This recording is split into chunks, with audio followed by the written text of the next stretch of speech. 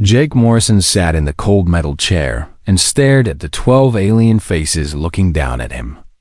The Galactic Council chamber was huge, with walls that stretched up so high he could barely see the ceiling. Light came from crystals that floated in the air, casting strange shadows across the room. The aliens on the council looked angry. Their leader was Dex-9, a creature that looked like a giant lizard covered in diamond scales. When he spoke, his voice sounded like breaking glass. "Human Morrison," Dex-9 said, "your species has refused our generous offer for the last time. The resource allocation treaty is fair to all members of the galactic community." Jake wanted to laugh, but he kept his face blank. Fair was not the word he would use. The treaty would give humans access to only 12 mining systems, while the Zephyrians got 43. Humans needed those rare metals to build ships and keep their colonies alive. Without them, human space would slowly die. "Speaker Dex-9, Jake said, standing up. "The treaty gives my people less than 5% of the available mining rights. Meanwhile, the Zephyrian Empire gets 37%. How is this fair?" The other council members made sounds that Jake had learned meant disagreement. The Makari delegate, a creature with 8 arms and purple skin, waved its tentacles in the air. The Vex representative clicked its mandibles together, a sound like someone breaking sticks. "Humans are a young species," said Vex Prime Clax, the insect-like Vex council member. "You have been in space for less than 200 years. The Zephyrians have been traveling between stars for over 10,000 years. Experience should be rewarded." Jake felt his anger growing, but he kept his voice calm. "Age does not give anyone the right to starve others. Human colonies need those resources to survive. Survival is not guaranteed in the galaxy," Dex-9 replied. "Perhaps humans expanded too quickly. Perhaps you should have asked permission before claiming so many worlds." "We claimed empty worlds," Jake said. "Worlds with no life, no owners. The same thing every species did when they started exploring space." "That was different," said the Makari delegate. "Those species joined the council and followed our rules. Humans seem to think they can do whatever they want." Jake looked around the chamber at all the alien faces. Some looked bored. Others looked angry. None looked like they cared if humans lived or died. He thought about the message he had received from Earth that morning. President Laura Davis had been clear: accept whatever deal you can get, but do not let them destroy us. But Jake was starting to think that destruction was exactly what the council wanted. "There is another matter," Dex-9 said, his voice getting colder. "We have reports of human ships attacking peaceful traders in the Outer Rim." Jake's blood went cold. "That's impossible. All human military ships are accounted for. We do not attack civilian vessels. The evidence says otherwise." Clax clicked. 17 attacks in the last 6 months. All performed by ships matching human designs. "Show me this evidence," Jake demanded. Dex-9 touched a crystal on his desk, and images appeared in the air above them. Jake watched video footage of ships that looked human attacking cargo vessels. But something was wrong. The ships moved differently than human vessels. Their weapons fired patterns that human ships did not use. "These are not human ships," Jake said. "Someone is using fake human designs." "More conspiracy theories," Dex-9 said. "This is why humans cannot be trusted. You blame others for your crimes." Jake stared at the floating images and suddenly understood. The attacks were too convenient. They happened right when the council needed reasons to punish humanity. The ships in the videos were copies, built to look human, but controlled by someone else. "You're behind this," Jake said quietly. "The council is paying pirates to attack ships using fake human vessels." The chamber went completely silent. Even the floating crystals seemed to dim. That is a serious accusation, X9 said, his voice now dangerous. Do you have proof? Jake wished he did. But he knew the truth now. The council did not see humans as equals. They saw them as a threat that needed to be controlled or destroyed. The unfair treaty, the fake attacks, the constant restrictions, it was all part of a plan to break human spirit. I have seen enough, Jake said. He reached into his jacket and pulled out a small device. It was a recording unit that had captured everything said in the chamber. This conversation is being transmitted to Earth and every human colony, Jake announced. Let my people hear how the Galactic Council treats its members. X9 stood up, his massive form towering over Jake. If you transmit council discussions without permission, your membership will be revoked immediately. Good, Jake said. He had made his decision. Then I will make this simple for you. Jake walked to the center of the chamber. His footsteps echoed in the huge space. Every alien eye was watching him now. The United Earth Federation formally withdraws from the Galactic Council, effective immediately, Jake announced, his voice carrying to every corner of the chamber. We refuse to be members of an organization that lies to us, steals from us, and tries to destroy us. The silence that followed was complete. No one moved. No one spoke. Jake could hear his own heartbeat. You cannot do this, X9 finally said. No species has ever left the council. We just did, Jake replied. He gathered his papers and put them in his case. Humanity will find its own way in the galaxy. We do not need masters who pretend to be friends. Jake walked toward the exit.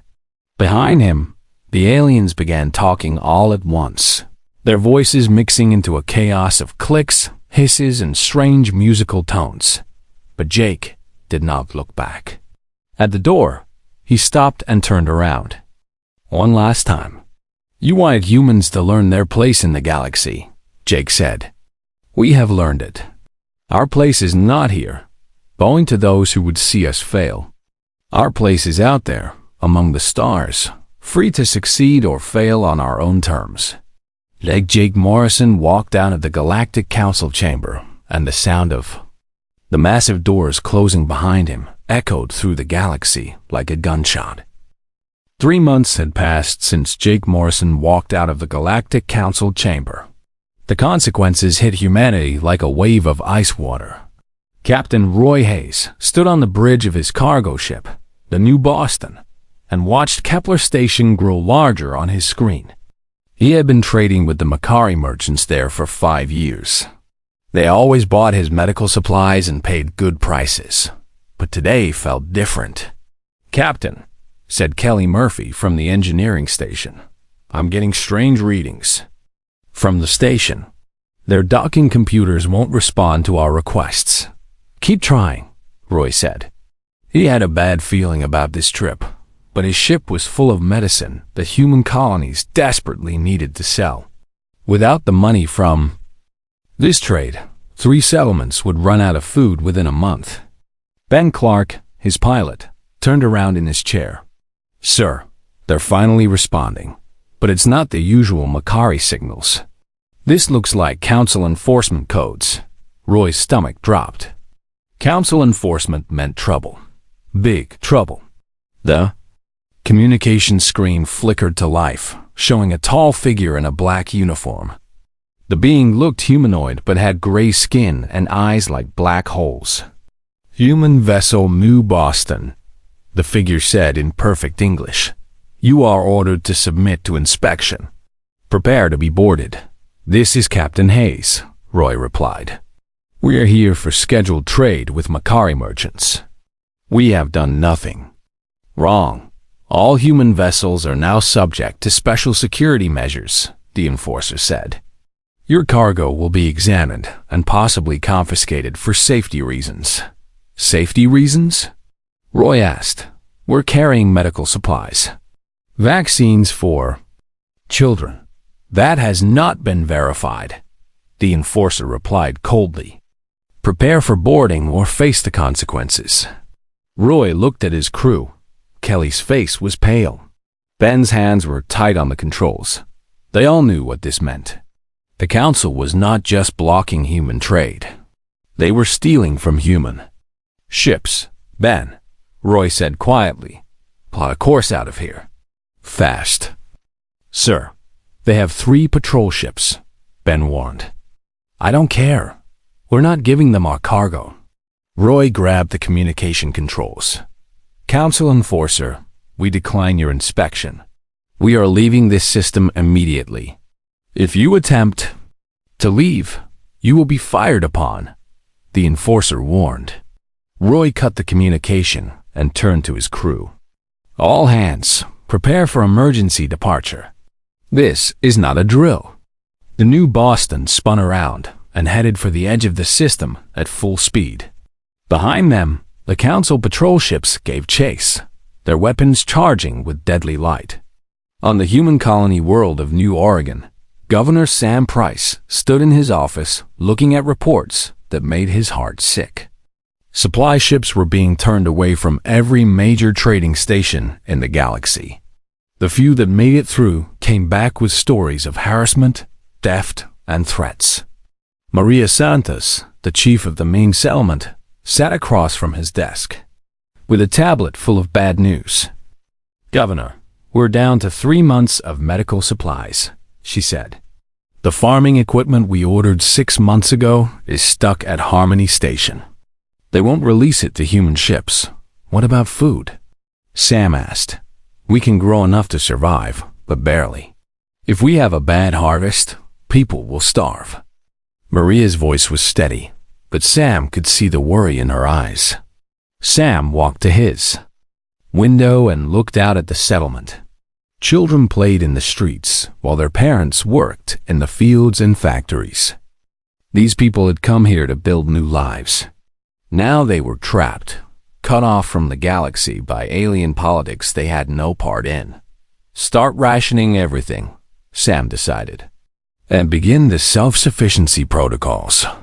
We're going to have to learn to live without the galaxy's help. Are you sure? Maria asked. That's a hard path. Some people might not make it. Some people definitely won't make it if we keep depending on trade that no longer exists, Sam replied. We have to try. Far from New Oregon, the passenger ship Horizon drifted through space with 2,000 human civilians aboard. Captain Ellen White had been trying for 2 weeks to find a port that would accept them.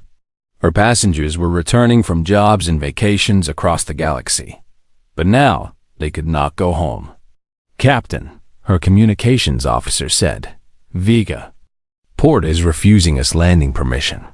They say all human ships are banned for security reasons. Ellen closed her eyes and took a deep breath. This was the 15th port to refuse them. Her ship was running low on fuel and food. The passengers were starting to panic. What about the emergency protocols? She asked. We have families with young children aboard. They don't care, the officer replied.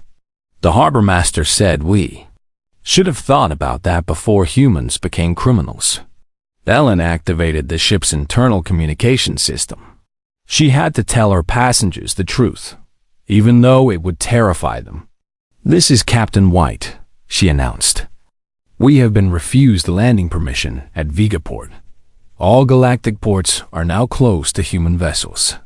We are setting course for human space, but the journey will take 3 weeks on our remaining fuel. She paused, knowing her next words would change everything for the people aboard her ship. We are alone out here. The galaxy has turned its back on us.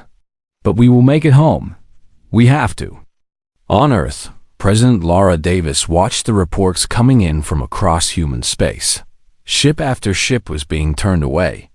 Colonies were being cut off.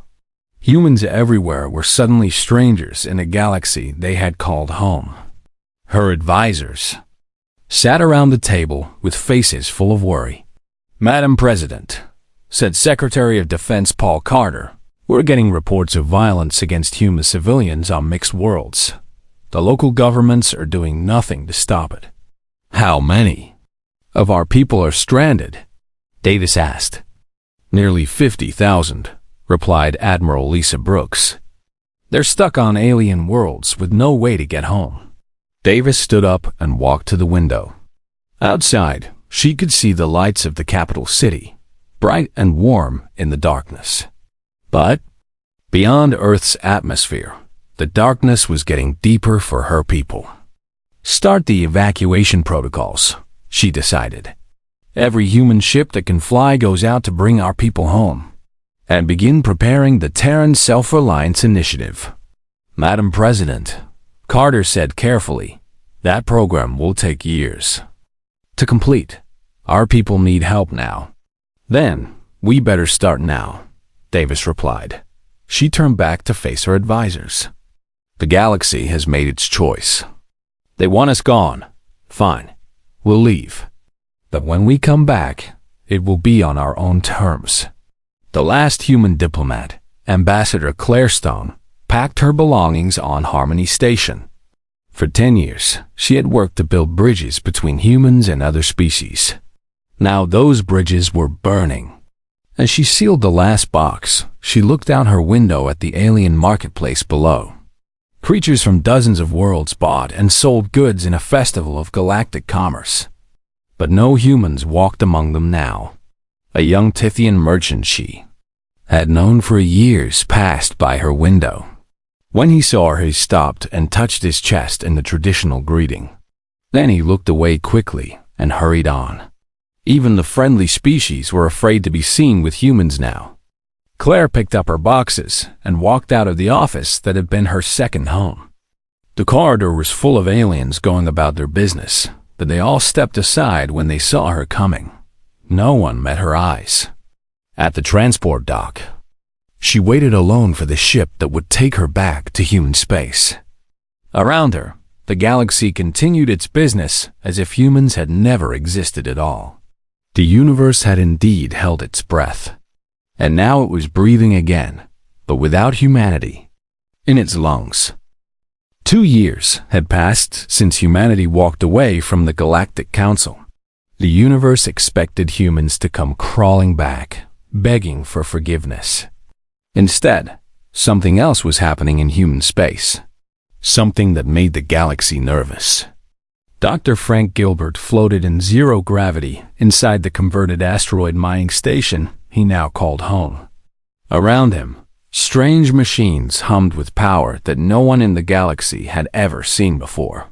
Frank had been working on this project for 18 months, surviving on coffee and determination. Amy, are you ready for the test? Frank called to his partner. Captain Amy Rodriguez checked her instruments aboard the research ship Pioneer.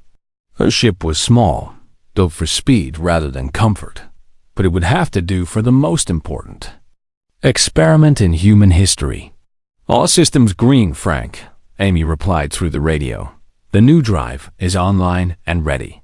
Frank looked at his creation one more time. The drive did not use the galactic beacon network that every other species depended on for faster-than-light travel. Instead, it folded space itself, creating shortcuts through dimensions that the Council races had never discovered. Beginning. Jump sequence, Amy announced. See you on the other side. The Pioneer vanished in a flash of blue light. Frank held his breath and waited. If the drive worked, Amy would travel to a system beyond the galactic rim and back in less than an hour. If it failed, she would be lost forever in the space between spaces. 23 minutes later, the Pioneer reappeared exactly where it had started. Frank, you beautiful genius. Amy's voice crackled through the radio, full of excitement. Not only did it worked better than we hoped. I made it to the target system, took readings, and came back with power to spare. Frank's heart pounded with joy. Humanity now had a way to travel that did not depend on anyone else's permission or technology. They were truly free to explore the galaxy on their own terms. On the agricultural world of Greenfield, Nick Turner stood in a field that had been empty rock 6 months ago. Now it was covered with green plants that would feed 1 million people. His atmospheric processors had turned a dead world into a garden in record time. "How many more worlds can we convert?" asked the settlement coordinator, who had come to inspect Nick's work. "With the new fusion plants? Maybe 50 worlds a year," Nick replied, wiping sweat from his forehead. The key was figuring out how to speed up the chemical reactions. Instead of taking decades to build an atmosphere, we can do it in months. The coordinator made notes on his tablet. "The Colonial Authority wants to know if this technology will work on larger worlds." Nick smiled and pointed to the horizon, where massive machines were pumping gases into the air. "Size doesn't matter anymore. As long as a world has the basic materials, we can make it livable for humans." This was the secret weapon that the Galactic Council had not expected. Humans no longer needed to ask permission to settle new worlds. They could take empty, dead rocks and turn them into homes. In the depths of space, far from any inhabited system, the Galactic Council's best spy watched human ships with growing alarm. Vex Prime Clax had been sent to monitor human activity and report back on their decline and fall. Instead, he was watching something that terrified him. Human ships were everywhere, but they were not the same ships the Council remembered. These vessels moved faster, used new types of energy, and traveled to places that should have been impossible to reach. Worst of all, they were not sending distress signals or begging for help. Clax activated his encrypted communication system and sent a message back to the Council station. "Council leadership," he transmitted, "human space is not collapsing as predicted. Their technology has advanced beyond our understanding. They are expanding at an incredible rate. Recommend immediate investigation." The reply came back within hours. "Continue monitoring. Council does not believe humans capable of significant advancement without our guidance." Clax looked at his sensor readings again. The humans had just established 15 new colonies in the past month. Their ships were using power sources that his instruments could not identify. Either the Council was wrong, or humanity had found help from somewhere else. On Earth, President Jack Miller stood before a gathering of military and scientific leaders. Miller had been elected on a platform of human independence, and he was delivering on his promises. "The Terra Nova project is ahead of schedule," he announced. "We now control over 300 star systems, more than any single member race of the Galactic Council." The audience murmured with approval. These were people who remembered the humiliation of being rejected by the galaxy. Now, they were watching humanity become stronger than their enemies had ever been. "But expansion is only part of our strategy," Miller continued. "Dr. Gilbert's breakthrough in faster-than-light travel gives us a tactical advantage that no other species possesses. We can go anywhere in the galaxy without using their beacon network." Admiral Lisa Brooks raised her hand. "Mr. President, what about contact with other species? Are we planning to remain isolated forever?" "Not isolated," Miller replied with a slight smile. "Selective. We will choose our own friends and allies, not have them chosen for us by a council that wanted us to fail." This answer pleased the audience, but Miller was keeping a secret from them. Human exploration teams had already made contact with 3 new species beyond the galactic rim. More importantly, they had found something else out there. Something that would change everything. Deep in the void sector, survey team leader Grace Adams stood before a structure that should not have existed. The building was massive, clearly artificial, and older than any known civilization. Her team's archaeologists estimated it had been built at least 5 million years ago. "Grace, you need to see this," called out her tech specialist from inside. The structure. Grace entered the building and gasped. The walls were covered with technology that seemed to respond to human presence. Lights came on as she walked by. Screens activated showing star maps of the entire galaxy and beyond. "It's like it was waiting for us," her archaeologist whispered. Grace approached one of the main consoles. When she touched it, information flowed directly into her mind. The builders of this place had been exploring the galaxy long before the current species had even evolved. They had left behind technology that was perfectly compatible with human neural patterns. But the most important discovery was still to come. The ancient builders had not disappeared. They had simply moved beyond the physical galaxy, waiting for a species worthy of their knowledge to find them. And they had been watching humanity struggle with the Galactic Council with great interest. Back on Earth, President Miller received a coded message that made him smile for the first time in months.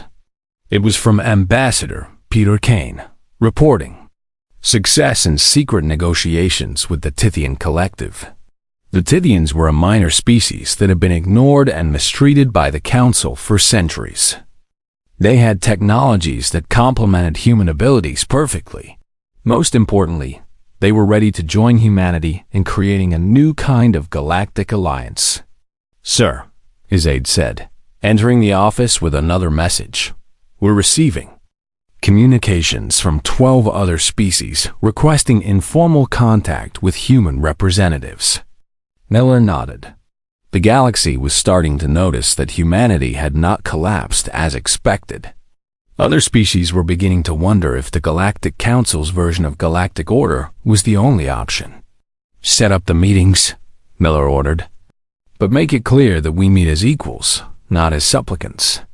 As night fell over Earth's capital, Miller stood at his window looking up at the stars. 2 years ago, those stars had seemed hostile, controlled by enemies who wanted humanity to fail. Now they looked like possibilities. The galaxy was vast, full of species and worlds that the Council had never bothered to contact. Humanity was no longer alone in the universe. They were just alone in their determination to be free. And that was making all the difference.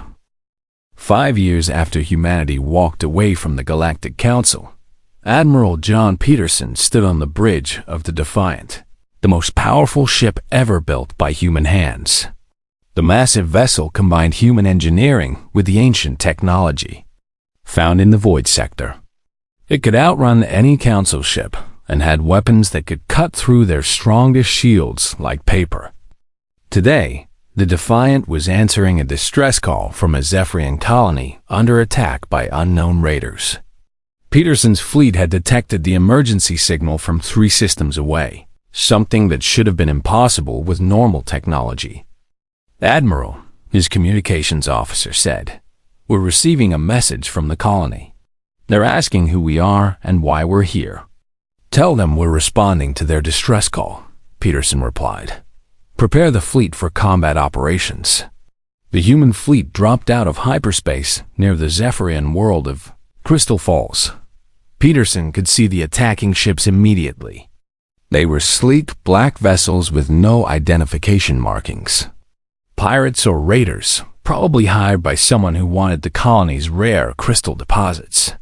"Sir," his tactical officer reported, "the attackers have 20 ships. They're using military-grade weapons and shields." "How many defenders?" Peterson asked. "Only 3 Zephyrian patrol boats. They're badly outgunned." Peterson made his decision quickly. The Zephyrians had been part of the Council that tried to destroy humanity, but innocent civilians did not deserve to die for their leaders' mistakes.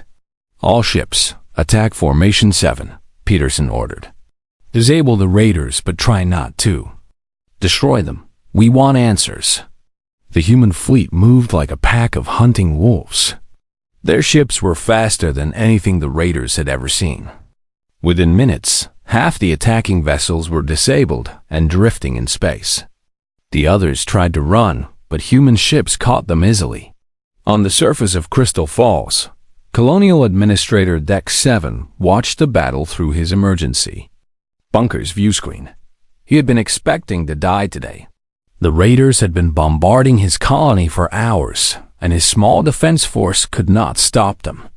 Then ships had appeared that moved like nothing he had ever seen. They attacked the raiders with precision and skill that amazed him. In less than 30 minutes, all the attacking vessels were either destroyed or captured. "Sir," his communications operator said, "the rescue fleet is asking permission to land medical teams. They want to help with our wounded." Dex 7 was confused. The ships were clearly human, but why would humans help a Zephyrian colony? His people had supported the Council's decision to isolate humanity. Grant permission, he decided, and asked to speak with their commander. An hour later, Dex 7 found himself face to face with Admiral Peterson in his colony's medical center. The human was tall and calm, directing his medical teams as they helped Zephyrian civilians wounded in the attack. "Admiral Peterson," Dex 7 said carefully, "why did you come to our aid? Our governments are not friendly." Peterson looked up from a wounded Zephyrian child his medic was treating. "Your government and mine have problems. This child has done nothing wrong. Neither have the other civilians here. But surely you must want something in return," Dex 7 insisted. "Payment or political favors?" "No," Peterson replied simply. "We came because you needed help. That's enough." Dex 7 stared at the human admiral. This was not how the Council had said humans would behave. They were supposed to be aggressive, selfish, and dangerous. But these humans had risked their lives to save Zephyrian civilians and asked for nothing in return. Word of the rescue spread through galactic communication networks faster than light. Within days, every species in the galaxy was talking about the mysterious human fleet that had appeared from nowhere to save a Zephyrian colony. On the Galactic Council station, Speaker Dex 9 called an emergency meeting.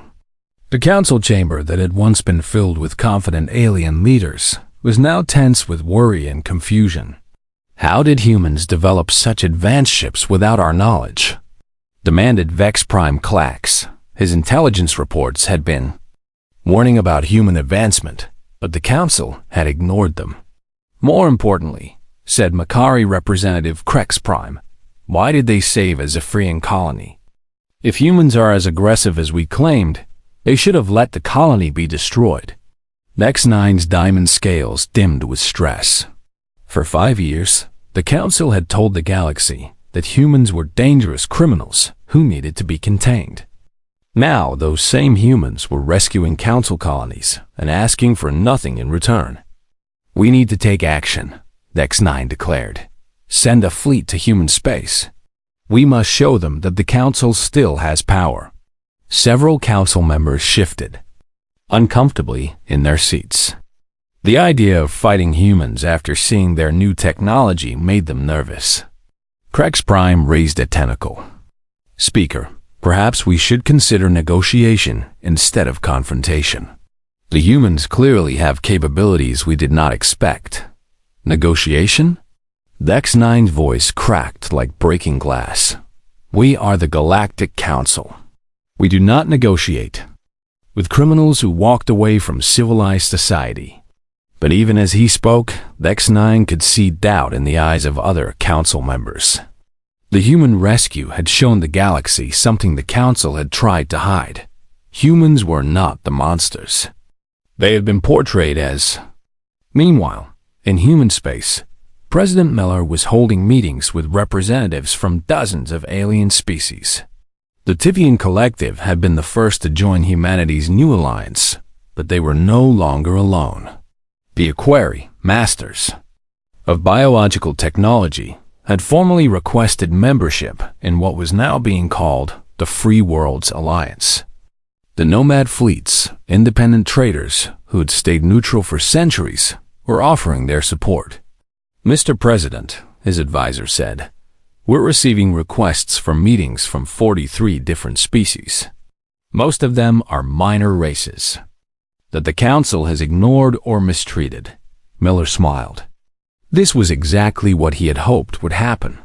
The galaxy was full of species that were tired of being told what to do by the Galactic Council.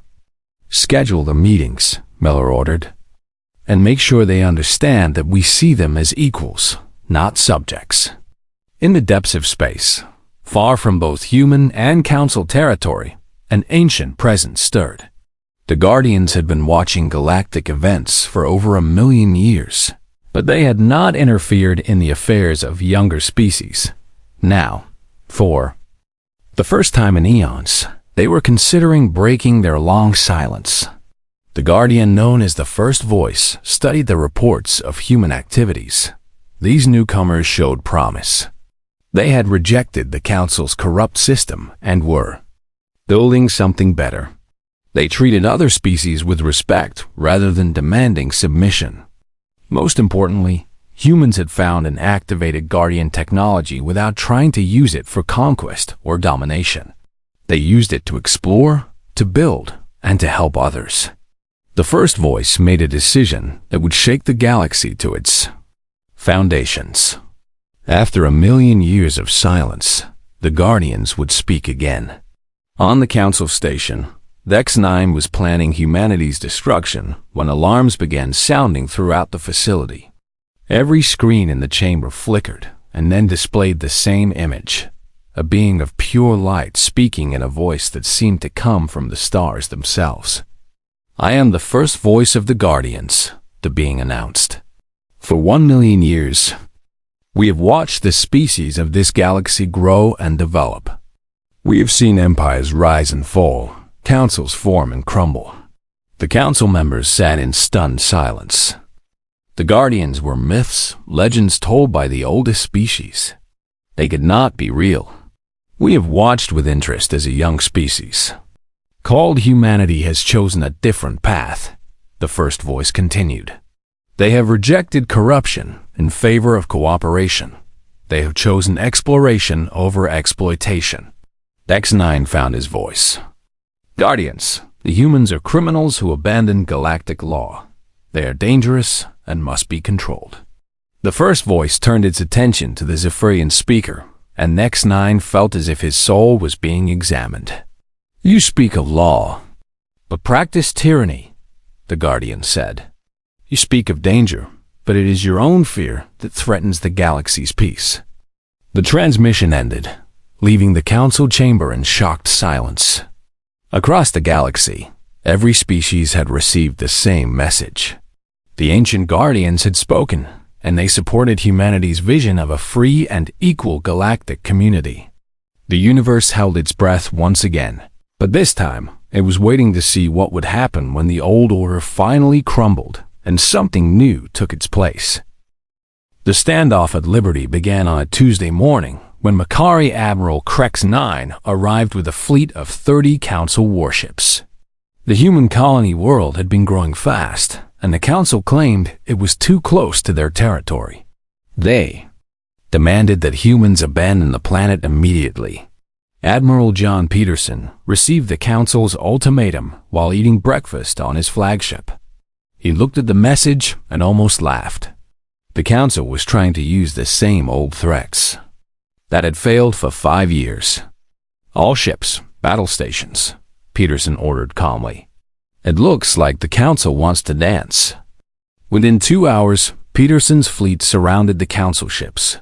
But this was not the small human force Krex-9 had expected to face.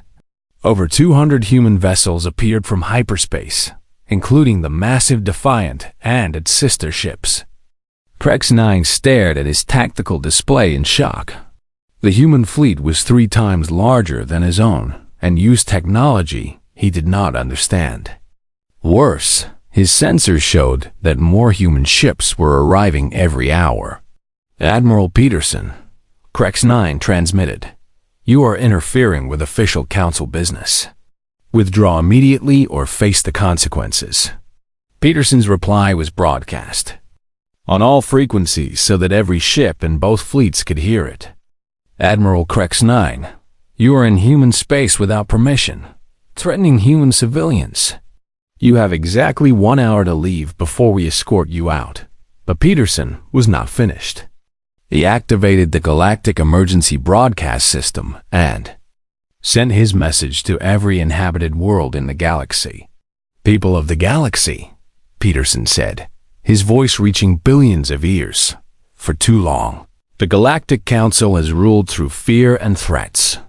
They tell you that only they can maintain peace, but they bring war to those who disagree with them. On Council worlds, government officials tried to block the transmission, but human technology was too advanced. The message reached everyone. Humanity offers a different path," Peterson continued. "A galaxy where species work together as equals, where no one is forced to bow to distant masters, where exploration and cooperation replace conquest and control." The response was immediate and stunning. On dozens of worlds, species that had been oppressed by the Council rose up in support of the human message. The Equari declared their complete independence from Council authority. The Nomad fleets announced they would no longer recognize Council trade regulations. Most shocking of all, several Council member species began to question their own leaders. On the Makari homeworld, citizens gathered in the capital city, demanding to know why their fleet was threatening peaceful humans. On Zephyrian worlds, colonial administrators who had been saved by human rescuers spoke out against the Council's aggressive policies. Crex 9 found himself trapped. His government had ordered him to force the humans out, but his own people were protesting the mission. Worse, half of his fleet captains were privately expressing doubts about fighting humans who had only shown kindness to other species. On the Council station, Speaker Dex9 watched his authority crumble in real time. Emergency reports flooded in from across the galaxy. Species were leaving the Council, forming their own alliances, or simply ignoring Council orders. "Sir," his aide reported nervously, 17 member species have formally withdrawn from the Council in the last 6 hours. 23 others are demanding emergency votes on new leadership. X9's diamond scales had gone completely gray with stress. Everything the Council had built over thousands of years was falling apart because of one stubborn species that refused to know its place. The final blow came when the first voice of the Guardians appeared again, this time speaking directly to the standoff at Liberty. "We have watched this confrontation with great interest," the Ancient being announced. "We see an old order that rules through fear, facing a new order that leads through hope." The Guardian's image appeared on every screen. In both fleets, the choice before the galaxy is simple, the first voice continued. Continue following those who demand submission, or join those who offer partnership. When the Guardian's message ended, something unprecedented happened. 3 Makari ships broke formation and moved toward the human fleet, requesting permission to join them. Crex 9 knew his mission was over. He could not fight humans while his own ships were defecting to their side. With great reluctance, he ordered his remaining vessels to withdraw from the Liberty system. Peterson let them go without firing a shot. 6 months later, the new Geneva Accords were signed on the human world of Harmony. Representatives from over 100 species gathered to create a new form of galactic government based on equality and cooperation. The old Galactic Council still existed, but it now controlled only a dozen systems and had little influence outside its own territory. Most of its former members had joined the Free Worlds Alliance or formed their own regional partnerships. President Jack Miller, now in his final year of office, watched the signing ceremony with pride. Humanity had not conquered the galaxy. They had liberated it. "Mr. President," his aide Steve Taylor said, "the final vote is in. The Galactic Assembly has approved a new charter by a margin of 94-6. Miller nodded with satisfaction. The galaxy now had a government that represented its people rather than controlling them. The ceremony concluded with a speech by Jake Morrison, who had become humanity's first representative to the new Galactic Assembly. He stood before delegates from across the known universe and spoke the words that would define the new era. 5 years ago, humanity walked away from a system that did not serve us, Morrison said. We did not know what we would find in the darkness beyond, but we discovered something wonderful. He gestured to the diverse crowd of beings before him. We found that we were not alone in wanting something better. We found species who dreamed of freedom, who valued cooperation over domination, who believed that the galaxy could be a place of hope rather than fear. Morrison paused and looked directly at the cameras broadcasting his words across the galaxy. The universe held its breath when humanity walked away because it was waiting for something new to begin. Today, that new beginning is here. Later that evening, Morrison walked through the corridors of New Geneva Station with his young aide Steve Taylor. The station buzzed with activity as beings from dozens of species worked together on challenges that would have been impossible to solve under the old system. Ambassador, Steve asked, do you ever wonder what would have happened if we had stayed in the council? Morrison stopped at a viewport, showing the bustling traffic of ships from across the galaxy. Human vessels worked alongside alien craft in perfect harmony, exploring new worlds and building new friendships. The universe held its breath, Morrison said quietly, because it was waiting for someone to show that there was a better way. We just had to be brave enough to walk away from what wasn't working to find what could. In the station's garden, children from a dozen different species played together while their parents discussed trade agreements and scientific exchanges. Their laughter echoed through corridors that had once known only the stern voices of authority. The galaxy had found its breath again, and it sounded like the future. Outside the station, the stars shone brighter than they had in millennia. The universe was vast and full of possibilities, and for the first time in galactic history, every species was free to explore those possibilities together. Humanity had walked away from the Galactic Council, and in doing so, had shown the galaxy how to walk towards something infinitely better.